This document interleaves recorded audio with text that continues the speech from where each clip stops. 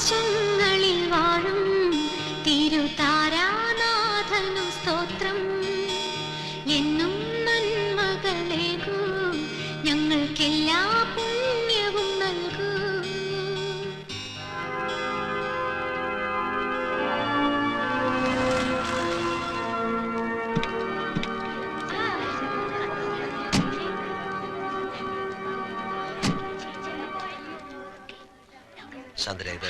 വേണ്ട, പരിചയപ്പെടുത്തണ്ട, ഞങ്ങൾ പരിചയപ്പെട്ടോളാം. ഞാൻ പള്ളിമേടയിലുണ്ടാവും. നാൻസി അല്ലേ? എങ്ങനെ മനസ്സിലായി? പരിചയപ്പെട്ട നാൾ മുതൽ സണ്ണിച്ചൻ ഏറ്റവും കൂടുതൽ പറഞ്ഞിരിക്കുന്നത് നാൻസിയെ കുറിച്ചുള്ള വർത്താനങ്ങളാ. നാട്ടിൽ എന്ത് കാര്യം പറഞ്ഞു തുടങ്ങിയാലും അത് നാൻസിയിൽ വന്നാവും അവസാനിക്കുക. കൂടിക്കാഴ്ചയും മനസ്സ് ചോദ്യവും ആരും അറിയാതെ തമ്മിൽ കാണാറുള്ളതും എല്ലാം എന്നോട് പറഞ്ഞിട്ടുണ്ട്. എല്ലാം.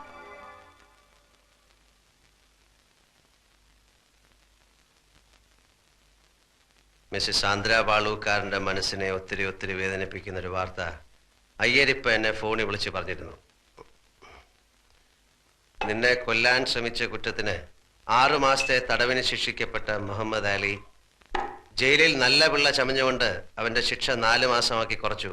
അറിയാവുന്ന ദൈവങ്ങളെയൊക്കെ വിളിച്ച് പ്രാർത്ഥിച്ചോ? അയാൾ പുറത്തു വന്ന് എന്നെ കൊല്ലുമെങ്കിൽ കൂടി നിങ്ങൾ തരുന്ന ഈ ശിക്ഷയേക്കാൾ എത്രയോ നിസ്സാരമാണത്. ആണായി പറഞ്ഞ ആർക്കെങ്കിലും നിന്നെ കൊല്ലാൻ പറ്റുമോ? സിംഗപ്പൂരിലെ രാത്രികളിലൊക്കെ നീ കാമുകയായിട്ട് അഭിനയിക്കുകയായിരുന്നുകൊണ്ട് നിന്നെ ഒന്ന് ഫുൾ സ്വിങ്ങിൽ എനിക്ക് കാണാൻ പറ്റിയില്ല.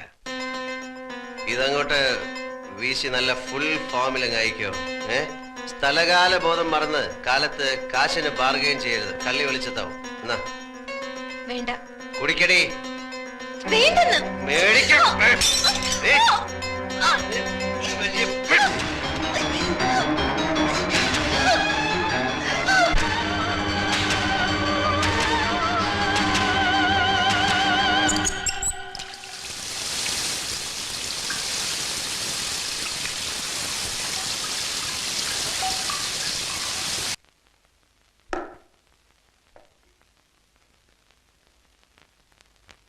അമ്മച്ചയും പെങ്ങന്മാരെയും കയ്യിലെടുത്ത് എന്ന് ഇവിടെ കൂടാൻ തീരുമാനിച്ചല്ലേ?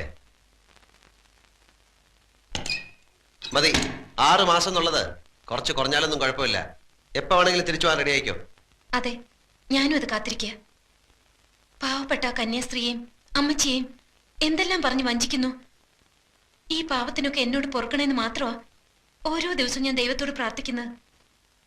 എനിക്ക് മടുത്തു ഈ അഭിനയം.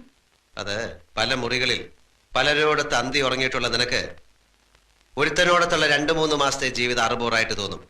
അത് നിന്റെ വർഗത്തിൽപ്പെട്ടവളമാർക്ക് ആദ്യം തോന്നുക. സാരമാക്കണ്ട. ഈ ബുദ്ധിയും സ്മാർട്ട്നെസ്സും ഒക്കെ അന്ന് പള്ളി ശവക്കോട്ടയ്ക്ക് മുന്നിൽ കാണിച്ചിരുന്നെങ്കിൽ അപ്പന്റെ കുഴിമാടം ഇന്ന് തെമ്മാടി പറമ്പിൽ കാട് കയറി കിടക്കില്ല.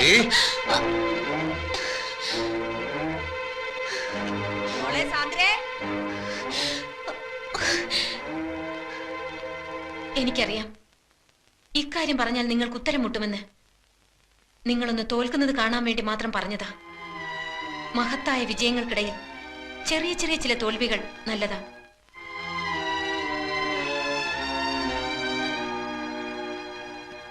മറ്റു ചില സത്യങ്ങൾ കൂടി പറഞ്ഞാൽ സണ്ണിച്ചൻ ഒരിക്കലും ജയിക്കാൻ കഴിയാത്ത പോലെ തോൽക്കും. പറയട്ടോ? സാധാരണ ഇത്തരം കാര്യങ്ങൾ പറയുമ്പോ സന്തോഷം കൊണ്ട് ഭാര്യ എടുത്തു പൊക്കുകയും ഉമ്മ വയ്ക്കുകയൊക്കെയാണ് പതിവ്. സിനിമയിലും കഥാപുസ്തകത്തിലൊക്കെ അങ്ങനെയാ. ഇവിടെ ഇപ്പോ എന്നെ കൊല്ലാണ്ടിരുന്ന ഭാഗ്യം. നിങ്ങളൊരച്ഛനാകാൻ പോകുന്നു. ഞാൻ ഗർഭിണിയാണ്. സംശയിക്കണ്ട, 4 മാസത്തിനുള്ളിൽ വേറൊരാളുടെ കൂടി ഞാൻ പോയിട്ടില്ല. ഇത് പാലോ മറ്റത്തെ റോയൽ ബ്ലഡ് തന്നെയാ.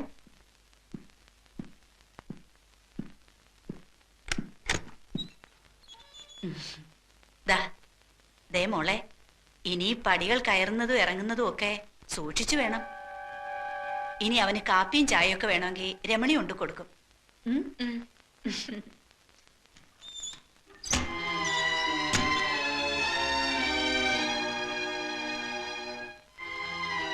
നിങ്ങൾ നോക്കി ഭയപ്പെടുത്തണ്ട. അമ്മച്ചിയോട് ഞാൻ പറഞ്ഞതല്ല. 4-5 പെൺകുട്ടികളെ പ്രസവിച്ച് വളർത്തി വലുതാക്കിയ അമ്മച്ചിക്ക് പറഞ്ഞറിയിക്കാണ്ട് തന്നെ അറിയാം ഇതൊക്കെ. എന്തിനുള്ള പുറപ്പാടാ നീ? സാധാരണ പെൺകുട്ടികളെ പോലെ തന്നെ. 10 മാസം ഗർഭം ചുമക്കും, പിന്നെ പ്രസവിക്കും, ആ കുട്ടിയെ ഞാൻ വളർത്തും. വളർന്ന് വലുതാവുമ്പോ നിങ്ങളുടെ ആ കാർ ആക്സിഡന്റ് കഥ പറയും. സിംഗപ്പൂരിലല്ല, ഇവിടെ ഒരു ആക്സിഡന്റിൽ അവന്റെ പപ്പ മരിക്കുന്നു. പരിക്കുകളൊന്നുമില്ലാതെ ഞാൻ രക്ഷപ്പെടുന്നു. ഭയപ്പെടണ്ട, അവകാശ സമരവുമായി ഞാനും അവനും ഈ വീടിന്റെ പടി ചവിട്ടില്ല.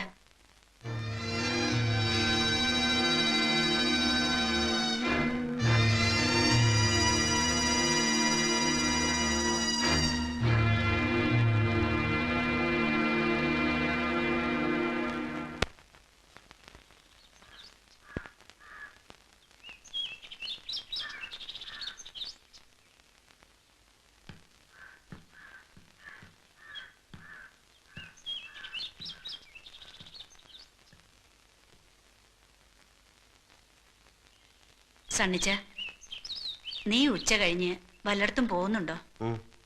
സാന്ദ്രമോളെ ആ സുഷമ ഡോക്ടറെ കൊണ്ടൊന്ന് കാണിക്കണം. അവിടെ മതി. പാലായ്ക്ക് കൊണ്ടുപോയാ പിന്നീടുള്ള പോക്കുവരെ ബുദ്ധിമുട്ടാവും. ഇനി എല്ലാ മാസവും പോണോല്ലോ. മോളോട് ഒരുങ്ങിക്കൊള്ളാൻ പറ. നീയും കൂടി വരുന്നെങ്കി വാ. ഞങ്ങൾ പൊയ്ക്കോളാം. അമ്മച്ചി വരണ്ട, എനിക്ക് ടൗണിൽ പോയിട്ട് കുറച്ച് കാര്യങ്ങളുണ്ട്.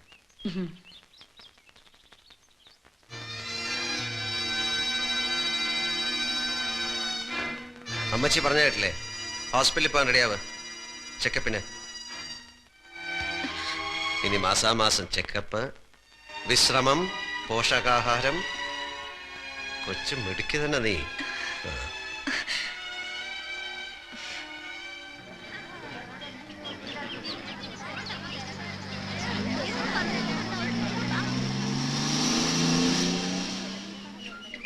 അല്ല ഡോക്ടർ, കുറച്ചുകൂടെ കഴിഞ്ഞു മതി എന്നാണ് ഞങ്ങളുടെ തീരുമാനം.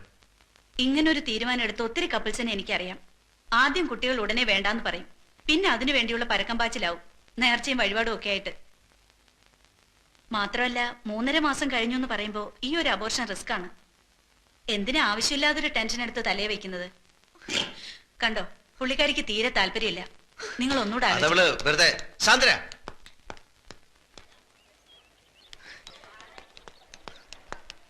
സാന്ദ്ര, ആദ്യമേ എനിക്ക് തോന്നി ഇതിലെന്തോ ചതിയുണ്ടെന്ന്. ഞാൻ മരിച്ചാൽ ഇത് നശിപ്പിക്കാൻ സമ്മതിക്കില്ല. ഇക്കാര്യത്തിന് മത്സരിച്ച് ഈ തേവിടിച്ച് പെണ്ണിനോട് തോൽക്കാൻ നിൽക്കണ്ട.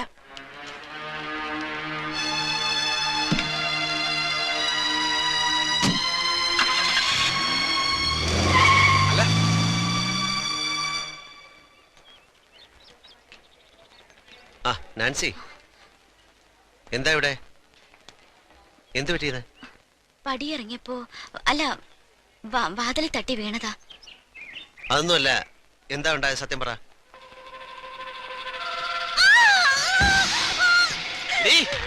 എനിക്കറിയാം നിന്റെ ഇവിടുത്തെ ചുറ്റിക്കളിയൊക്കെ. പാലോ മറ്റത്തെ തണ്ണിച്ചെന്നെടുത്തില്ലല്ലോ നിന്റെ ഈ പാതിവൃത്തി ഒന്നും. മിണ്ടി പോവരുത്, ചവിട്ടി കൊന്നുകളയും ഞാൻ.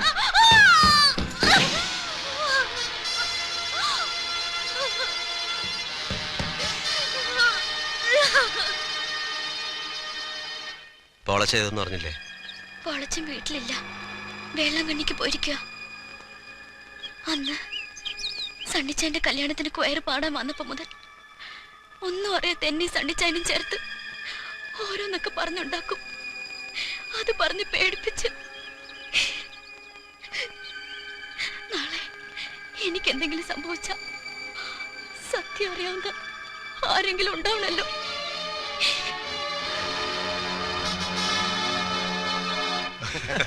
അത് ശരി, 1 ലക്ഷം മതി. പക്ഷെ വേറെ കാര്യമുണ്ട്, പറയാം. ടോമിയോട് പേഴ്സണലായിട്ടൊരു കാര്യം സംസാരിക്കാനുണ്ട്. പ്ലീസ് ഒന്ന് വന്നേ. കം.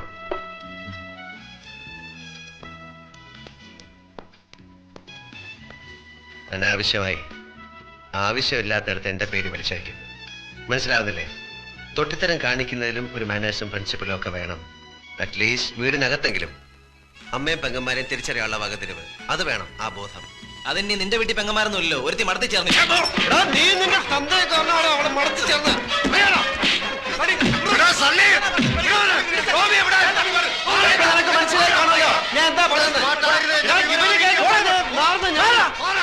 പുല്ലാങ്കുന്നേലെയാണ് വായ തൂങ്ങി നീ കുറെ കളി കളിച്ചു. ഇനി ഇന്ന് പോലെ ഞങ്ങൾ കളിക്കാൻ പോകും. നിനക്ക് എന്താണ് ചെയ്യാണെന്ന് വെച്ചാൽ ചെയ്തോ. തൊട്ടാൽ നമ്മുടെ കൈ നാറും. എങ്ങനെ ഉണ്ടായിരുന്നു എന്റെ പെർഫോമൻസ്? കുറച്ച് നാളായിട്ട് യോമാർക്കിട്ട് ഒരു കൊട്ടു കൊടുക്കണമെന്ന് വിചാരിച്ചിരിക്കായിരുന്നു. യോമാർ നമുക്ക് ഡീലേ സണ്ണിച്ചാ കാണിച്ചു തരാം.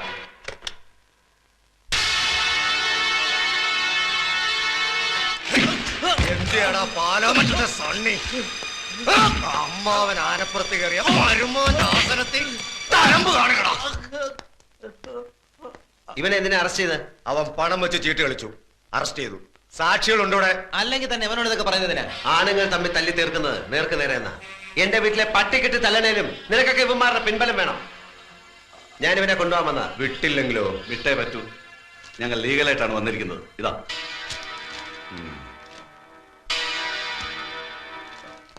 എടാ, ഇതേ ലോക്കപ്പിൽ നീ വീണ്ടും വരും. എന്റെ ദേഹത്ത് കാക്കിയുണ്ടെങ്കിൽ അപ്പൊ കാണാം.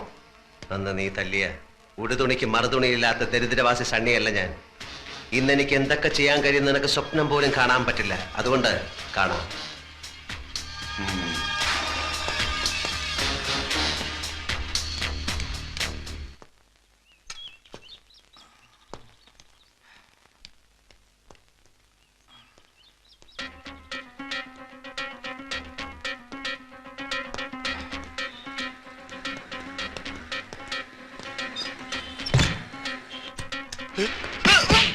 മിണ്ടിപ്പോകരുത്, കൊന്നുകളഞ്ഞ ഞാൻ.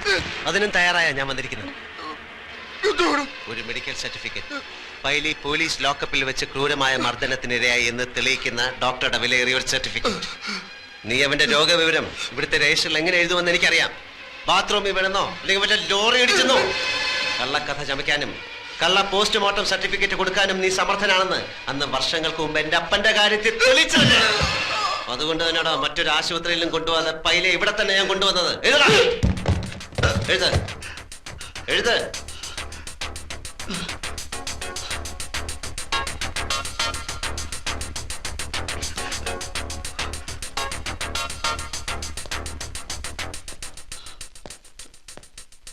ഈ വൃത്തികെട്ട അക്ഷരത്തില് ഇനി കുറച്ചു നാൾ നീ കള്ള സർട്ടിഫിക്കറ്റ് എഴുതണ്ട. അതുകൊണ്ട് ഒരു പേരില്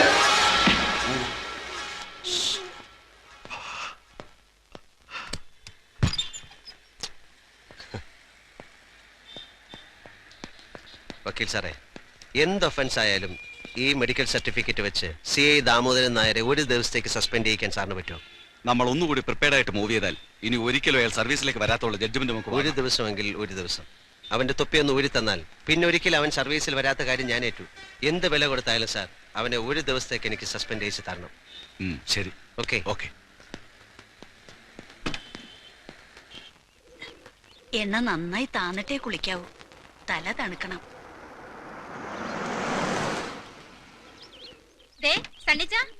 വന്നേ. നിന്റെ കെട്ടിയോട് വ്യാക്കൂണ് തീർക്കാൻ എന്റെ മാപ്പിള എത്ര ലിറ്റർ പെട്രോളാ കത്തിച്ചെന്നറിയാമോ? അതെന്തിനാ ചേച്ചി? ഇന്നലെ പാതിരാത്രിക്ക് സാന്ദ്രയ്ക്ക് പച്ചമാങ്ങ തിന്നണമെന്ന് അമ്മച്ചി വിളിച്ചു പറഞ്ഞു. ഈ സീസണിൽ പച്ചമാങ്ങയ്ക്ക് എവിടെ പോവാനാ?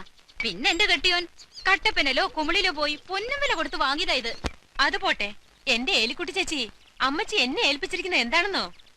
എനിക്ക് ടിന്റുമോളെ വയറ്റിലുണ്ടായിരുന്നപ്പോ തന്നൊരു ലേഹിയില്ലേ, എന്താടി അതിന്റെ പേര്?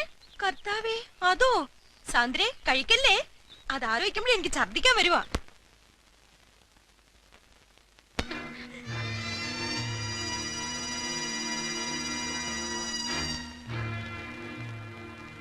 നീ ഹോസ്പിറ്റലിൽ പോകാൻ റെഡിയാവാ. പോണം. എന്നെ നിങ്ങളിപ്പോ ഭയക്കുന്നുണ്ടല്ലേ? ഹോസ്പിറ്റലിൽ പോണെന്ന് എന്ത് അവകാശത്തിലാ പറയുന്നത്? 2 മാസം കൂടെയല്ലേ ബാക്കിയുള്ളൂ. അതുവരെ ഒന്നിനും ഇതൊരു തടസ്സമാവില്ല. 7ാം മാസം വരെ സെക്ഷൽ റിലേഷന് പ്രഗ്നൻസി ഒരു പ്രശ്നമാവില്ലെന്ന് ഇവിടെ ഒരു മാഗസിനിൽ വായിച്ചു. ആദ്യ കുർബാന കൈകൊണ്ടിട്ടുള്ള സത്യക്രിസ്ത്യാനികള് അബോഷനെ കുറിച്ച് ചിന്തിക്കുന്ന പോലും മഹാപാവാ. ആ പിന്നെ അയ്യർ സാർ വിളിച്ചിരുന്നു. സണ്ണിച്ചൻ വന്ന് അങ്ങോട്ട് വിളിക്കാൻ പറഞ്ഞു.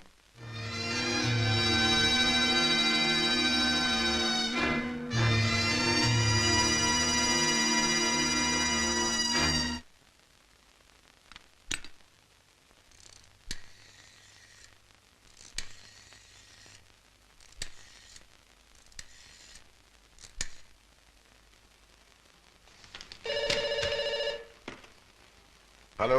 ആ, ഞാനാ സണ്ണി. തന്നെ അത്യാവശ്യമായിട്ട് വിളിച്ചു എന്ന് പറഞ്ഞു. സാർ മുഹമ്മദ് അലി. ഓ, മുഹമ്മദ് അലി. തനിക്കിത് മാത്രമേ പറയാനുള്ളോ? അല്ല സാർ, അവൻ ജയിലിലായിരുന്നപ്പോ തന്നെ സാറിനെയും സാന്ദ്രയെയും തിരക്കി അവന്റെ ആൾക്കാർ ഇവിടെ ഒന്ന് കുഴപ്പമുണ്ടാക്കി. ഇനിയിപ്പോ മുഹമ്മദ് അലി ഒന്നുമില്ല. താൻ സാന്ദ്രയുടെ വീട് വരെ പോണം. അവിടെ എന്തെങ്കിലും പ്രശ്നം ഉണ്ടെങ്കിൽ ഉടനെ എന്നെ വിളിച്ചറിയിക്കണം. ഓ ശരി സാർ.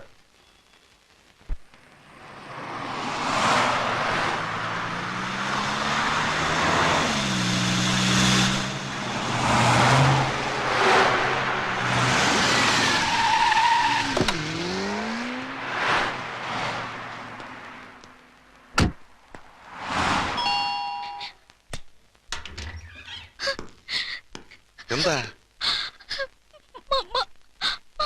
എന്തു പറ്റി? ഇന്നലെ ഈവനിങ്ങിൽ കുറച്ച് ആൾക്കാർ ഇവിടെ വന്നു. ചേച്ചി എവിടെയും ചോദിച്ച് ബഹളം ഉണ്ടാക്കി. ആ മുഹമ്മദ് അലിയുടെ ആൾക്കാരും തോന്നുന്നു. ആ ഷോക്കിലാണ് അമ്മയ്ക്ക്.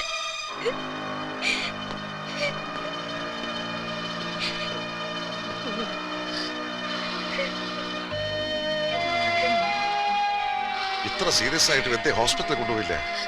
രാത്രിയിലെ ഇത്രയും കൂടുതലായത്. ആരും ഹെൽപ്പ് ചെയ്യാനില്ലാതെ ഞങ്ങൾ തനിച്ച് എന്ത് ചെയ്യാനാ? എന്തെങ്കിലും ആവശ്യമുണ്ടായാലും എന്നെ അറിയിക്കണമെന്ന് പറഞ്ഞിട്ടില്ലേ? ശരി, ഞാൻ ഹോസ്പിറ്റലിലേക്ക് വിളിക്കാം.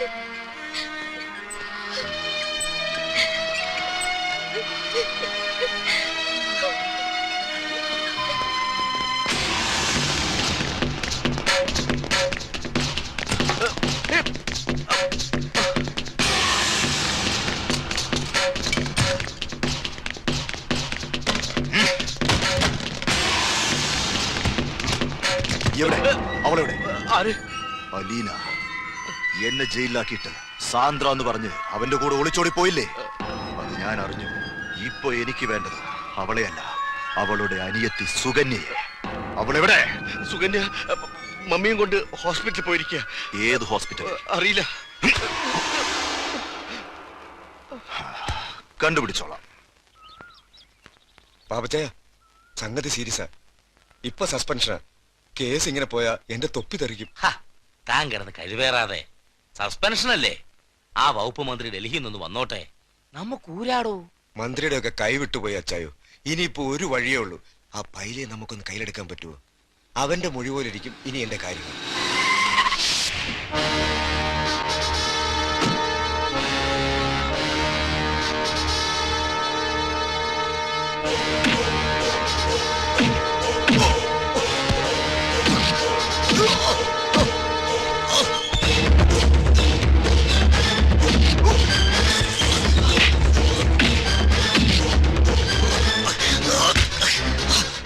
പത്മനാഭന്റെ മുദ്രയുള്ള തൊപ്പി നിന്റെ തലയെ നൂരിക്കുന്ന ദിവസം നിന്നോട് കണക്ക് തീർക്കുമെന്ന് ഞാൻ പറഞ്ഞു ഓർമ്മയുണ്ടോ?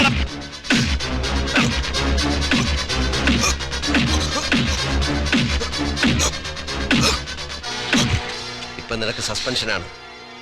അടുത്തത് ഡിസ്മിസലാണ്. സർവീസിൽ നിന്നല്ല, ഈ ലോകത്ത് തന്നെ. ഓർത്തോ?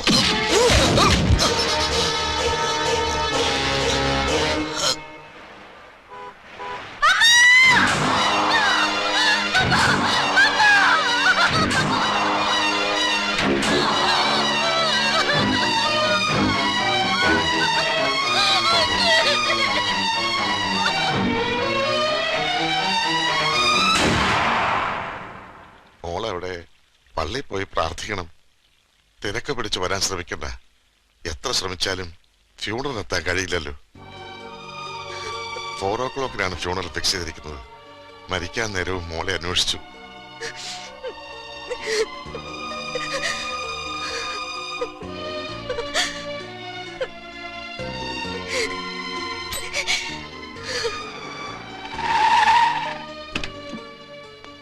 എന്താ? എനിക്കൊന്ന് പള്ളി പോണം. ഇപ്പൊ പോണ്ട. ഞാൻ ഉടനെ മടങ്ങി വരാം. വേണ്ട, പോണ്ടെന്ന് പറഞ്ഞാ പോണ്ട, അത്ര തന്നെ. എനിക്ക് പോണം. പോയേ പറ്റൂ.